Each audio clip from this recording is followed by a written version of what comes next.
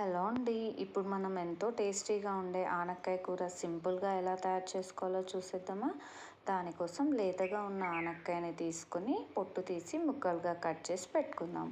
ఇప్పుడు స్టవ్ పై బాండీ పెట్టుకొని అందులో కొద్దిగా నువ్వులు పల్లీలు వేసుకొని వేయించి అవి చల్లారిన తర్వాత మిక్సీ జార్లో వేసుకొని కొద్దిగా పచ్చిమిర్చి పుదీనా కొద్దిగా ఉప్పు వేసుకొని వీటన్నిటిని మిక్సీకి పట్టి పెట్టుకుందాం. ఇప్పుడు స్టవ్ పై బాండీ పెట్టుకొని అందులో కొద్దిగా ఆయిల్ వేసి అది వేడెక్కిన తర్వాత జీలకర్ర ఆవాలు కరివేపాకు ఉల్లిపాయ ముక్కలు వేసి అవి కొంచెం వేగిన తర్వాత పసుపు అల్లం వెల్లుల్లి పేస్ట్ వేసుకొని కొద్దిగా వేగనిచ్చి కట్ చేసి పెట్టుకున్న ఆనక్కాయ ముక్కల్ని దీంట్లో వేసుకొని ఒకసారి కలిపేసుకొని మూత పెట్టి ఒక 10 నిమిషాల వరకు వీటిని మగ్గనిద్దాం. ఇలా మగ్గిన తర్వాత ఇందాక మనం చేసి పెట్టుకున్న పచ్చిమిర్చి పేస్ట్ని దీంట్లో వేసుకోవాలండి.